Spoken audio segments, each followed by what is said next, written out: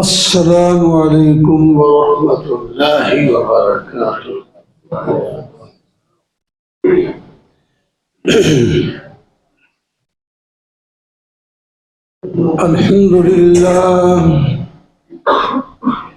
الحمد للہ وکفى والصلاة والسلام على سيد الرسل وخاتم الأنبياء، أما بعد فأعوذ بالله من الشيطان الرجيم، بسم الله الرحمن الرحيم،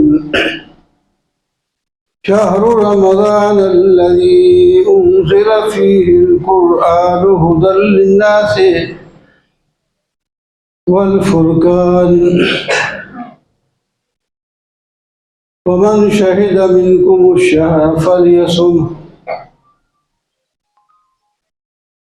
صدق الله مولانا العظيم، وقال النبي صلى الله تعالى عليه وسلم: وهو الشهر أوله رحمة وأوسطه مغفرة وآخره عتق من النار، وصدق رسوله النبي الكريم، ونحن على ذلك لمن الشاهدين والشاكرين، والحمد لله رب العالمين۔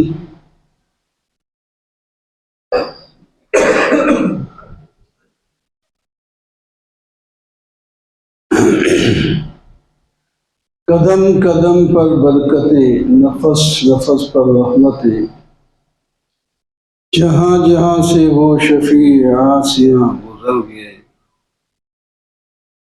جہاں نظر نہیں پڑی وہاں ہے رات آج تک، وہی سحر ہوئی جہاں جہاں سے گزر گئے۔ یا رب صلی وسلم دائما ابدا علی حبیبک خیر الخلق کلہم۔ محترم و معزز سامعین، بزرگوں، دوستوں اور عزیزوں، اب شروع کر دیں۔ آہستہ آہستہ جائیں، تیز نہ اوپر جائے، آہستہ آہستہ چلے جائیں، ٹائم نہیں ہوتا باہر۔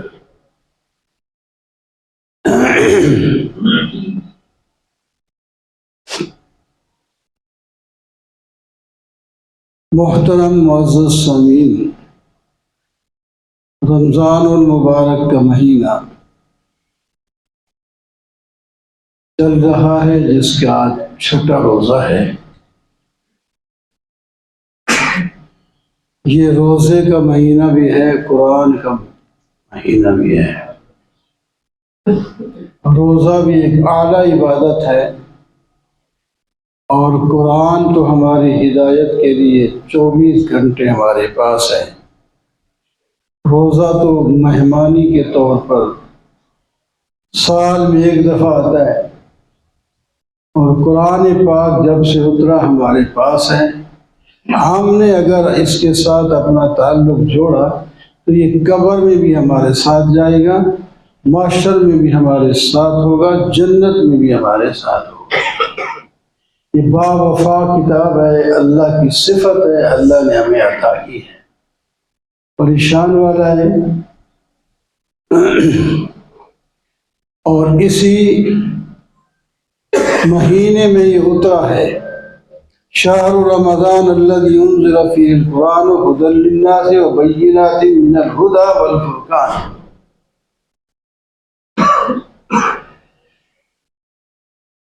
شہر رمضان یعنی رمضان مبارک کے اندر قرآن اترا ہے، اس میں ہدایت ہے، اور اس کے اندر فرقان، حق اور باطل کی تمیز اور فرق کرنے کا قرآن پاک ہمیں سبق دیتا ہے۔ حق کو لینا ہے اور باطل سے اپنے آپ کو دور کرنا ہے، اور روزے رکھنے ہیں۔ روزے بڑے فضائل ہیں۔ حدیث پاک میں آتا ہے رمضان المبارک کا جب مہینہ شروع ہوتا ہے تو اللہ تعالیٰ آسمان کے دروازے کھول دیتے ہیں، ادھر نیکی کرو وہاں قبول ہو جائے گی۔ جنت کے دروازے بھی کھول دیتے ہیں، نیکی کرو جنت میں داخل ہونے کا سبب آپ کے پاس آ جائے گا۔ جہنم کے دروازے بند کر دیے جاتے ہیں، اور جو شیطان ہیں گناہ کرواتے ہیں ان کو جکڑ دیا جاتا ہے، قید کر دیا جاتا ہے۔ اللہ تعالیٰ کے تو یار اتنے احسان ہمارے ساتھ ہوں، وہ ہم پھر بھی پرواہ نہ کریں۔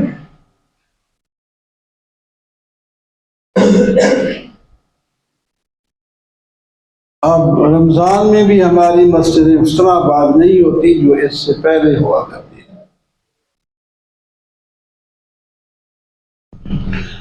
عام مہینوں سے تو زیادہ ہوتے ہیں نمازی، لیکن پہلے 5 نمازوں میں مسجد بھری رہتی تھی رمضان مبارک میں۔ اب وہ چیز نہیں، افطاری ویلے بھی بھری ہوتی ہے اور صبح کی نماز کے لیے بھی، یا پھر جمعہ میں۔ تو ہمیں ہر وقت مسجد کو آباد کرنا چاہیے اور قرآن پاک کی تلاوت میں اپنے وقت مصروف کرنے چاہیے۔ آپ قرآن پاک کی فضیلت اس بات سے سمجھیں کہ رمضان المبارک میں قرآن اترا ہے، اور رمضان المبارک میں سید الملائکہ حضرت جبرائیل علیہ السلام اور سید الکونین سید البشر والجن و سید الکائنات حضور نبی علیہ السلام قرآن پاک کا رمضان میں دور کرتے ہیں۔ جیسے دیکھ رہے ہیں آپ حافظ دور کر رہے ہوتے ہیں، سنانے کے لیے ایک پڑھتا ہے دوسرا سنتا ہے، تو کیا ہی ایک سما ہوگا۔ ایک طرف جبرائیل علیہ السلام بیٹھے قرآن پڑھ رہے ہیں، نبی علیہ السلام سنتے ہیں، پھر نبی علیہ السلام پڑھتے ہیں تو جبرائیل علیہ السلام سنتے ہیں۔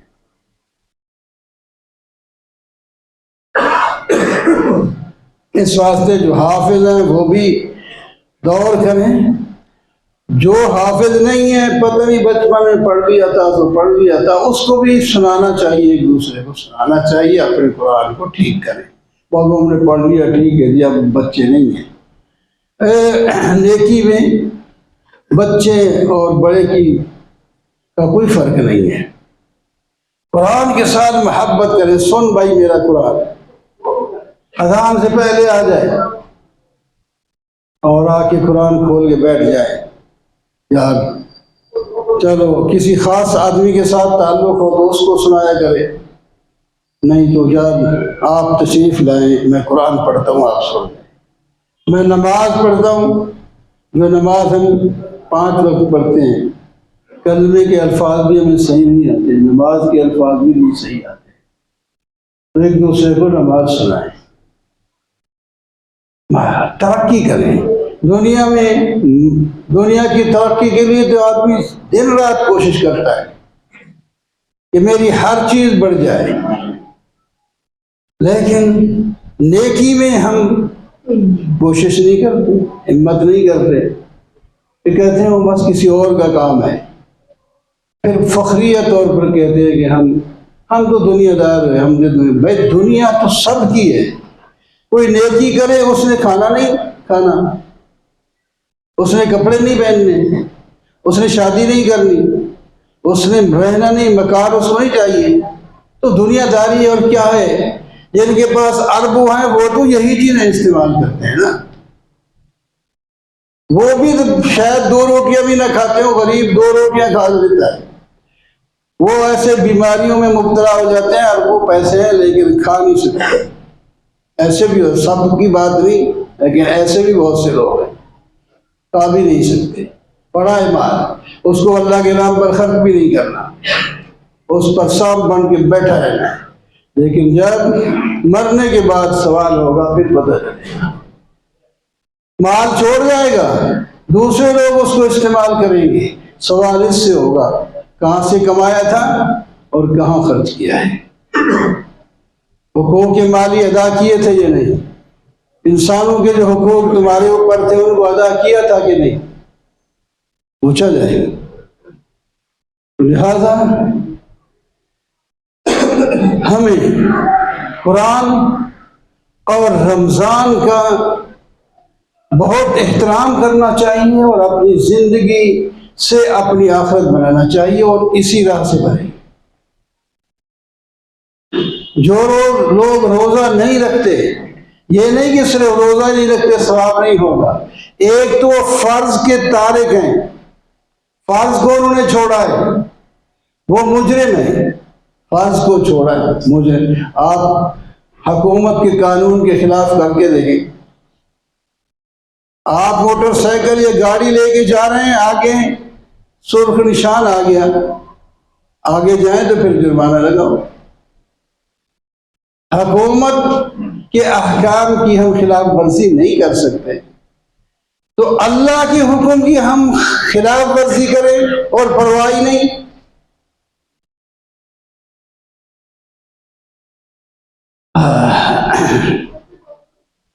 اور اس سے آگے بڑھ کے صرف یہ نہیں کہ روزہ نہیں رکھا یا نافرمانی ہوئی روزہ نہیں رکھنے کی، آگے جو روزہ نہیں رکھتا اس کو نبی کریم صلی اللہ علیہ وسلم کی بد دعا بھی ملتی ہے.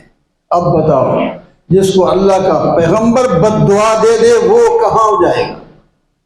اس کو کہاں کامیابی آئے؟ آپ سنتے نہیں؟ آپ جب ممبر پر تشریف لانے لگے، ایک پاؤں رکھا تو آمین، اگلی سیڑھی پہ پاؤں رکھا تو آمین، آخر میں پہنچے تو پھر آمین. صحابہ نے عرض کیا آمین آمین آپ نے کہا ہے 3 دفعہ، لیکن ہم نے دعا نہیں سنی، یہ کیا چیز ہے؟ آپ صلی اللہ علیہ وسلم نے فرمایا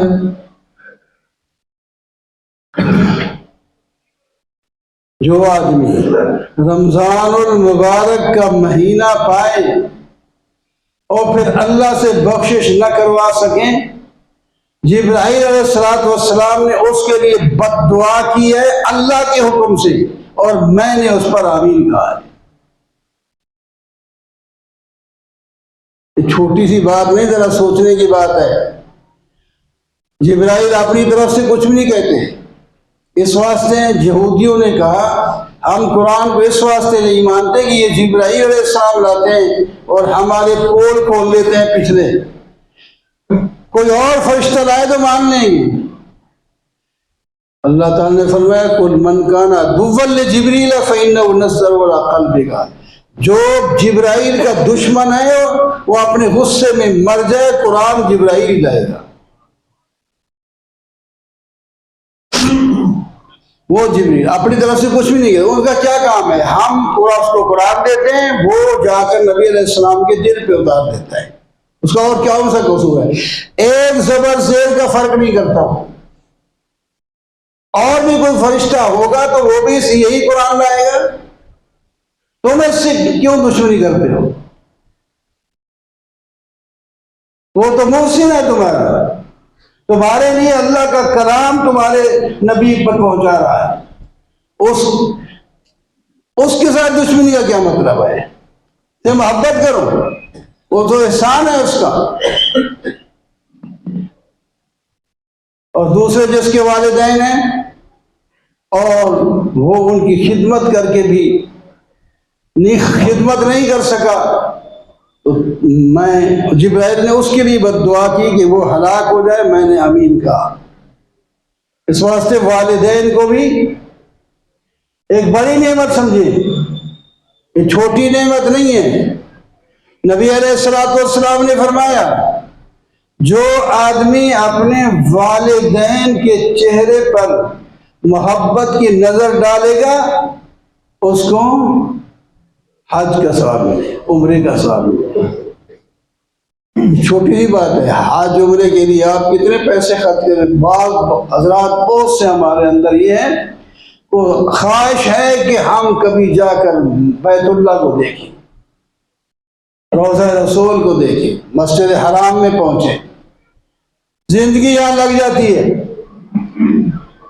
تو ایک ہے تم ایک نیکی چھوٹی سی یہاں کرو تو ثواب پورا مل جائے. اب یہ جو اللہ تعالیٰ وہ تو ہم جو حج عمرہ پتہ نہیں اس میں کوئی ریاکاری ہے یا اخلاص ہے کیا ہے، قبول ہو یا نہ ہو، کئی غلطیاں ہو سکتی ہیں، لیکن جو اللہ تعالیٰ جس حج عمرے کا ثواب دے گا وہ مقبول حج عمرہ ہوگا. والدین چھوٹی نعمت نہیں ہے. اللہ تعالیٰ اس کے بارے میں قرآن میں بار بار تفصیل کے ساتھ حکم دیے ہیں. اپنی عبادت کے بعد پہلا حکم والدین کی خدمت کری ہے. وَقَضَىٰ رَبُّكَ أَلَّا تَعْبُدُوا إِلَّا إِيَّاهُ وَبِالْوَالِدَيْنِ إِحْسَانًا. اللہ نے فیصلہ کیا کہ اللہ ہی کی صرف عبادت کرو اور والدین کے ساتھ احسان کرو. دوسرے نمبر پر والدین کے ساتھ احسان یعنی ان کی خدمت کرنی. اور والدین ایسے ہیں آپ ان کا دل دکھا کے کسی وقت بھی آپ آ جائیں ابو جی مجھے معاف کر دیں، امی جی مجھے معاف کر دیں، تو وہ معاف کر دیں. ایک دفعہ نہیں کیا بڑا غصہ کرتا ہے تو دوسری دفعہ آپ تو اللہ تعالیٰ اس سے بھی بڑے مہربان ہیں، والدین سے بھی بڑے مہربان ہیں. ان کو ہم نے چھوڑ رکھا ہے. تو میرے دوستوں اور بزرگوں، یہ جو آدمی روزہ نہیں رکھ رہا وہ نبی علیہ السلام کی بد دعا کا محل بن رہا ہے. وہ آج کل روزے مفت ہیں، نہ بھوک لگتی ہے نہ پیاس لگتی ہے، آرام سے. اور جو ٹھنڈے آپ تو ہماری زندگی میں اکثر لوگ جو ہے بس ادھر ٹھنڈے گرمیوں میں ان لوگوں نے رکھے ہیں، ہم نے بھی رکھے ہیں، آپ نے بھی کسی میں رکھے ہوں گے.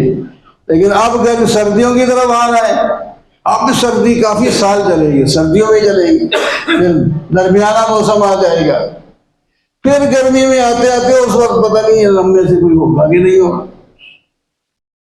تو میرے دوستوں غنیمت سمجھو، ضائع نہ کرو، ایک لمحہ ضائع نہ کرو، قرآن پاک کے ساتھ جڑ کے رہو.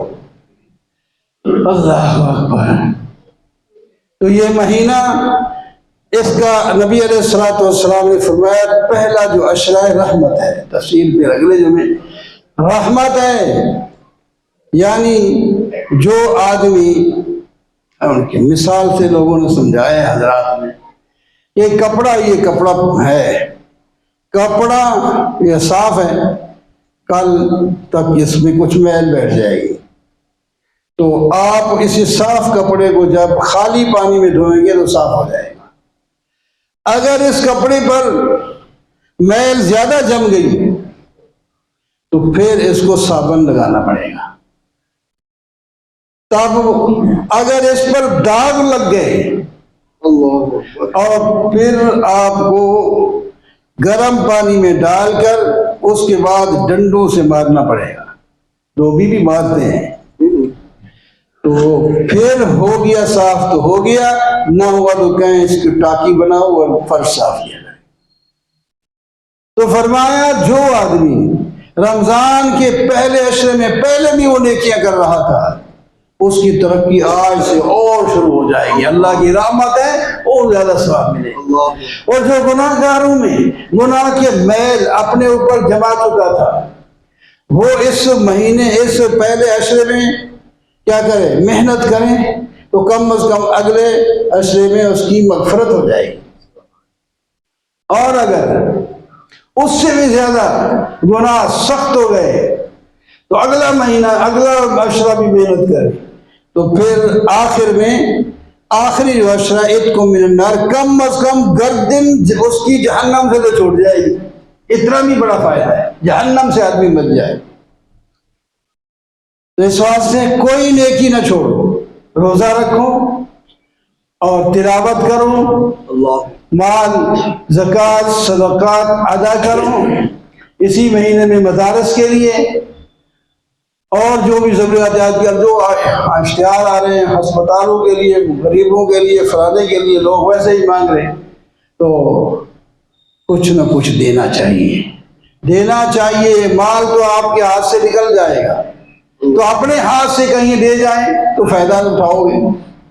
تو اس مسجد میں بھی زیر انتظام اس مسجد انتظامیہ کے مدرسہ چلتا ہے، آپ حضرات اس کے لیے زکوٰۃ صدقات بھرپور انداز میں دیں۔ اس سے جب طالب علم قرآن اور حدیث پڑھ کے آگے نکلے گا، جہاں تک وہ اس کو قرآن کو حدیث کو پھیلائے گا، آپ کا حصہ بھی، آپ کی زکوٰۃ بھی ادا ہو گئی اور ساتھ ثواب میں بھی اس کے ساتھ شریک ہوں گے، اور وہ اگلے کسی لوگوں کو پڑھائے گا، اس کے اندر بھی آپ کا حصہ ہوگا، قیامت تک کے لیے آپ کا عزت کا جاریہ ہو گیا۔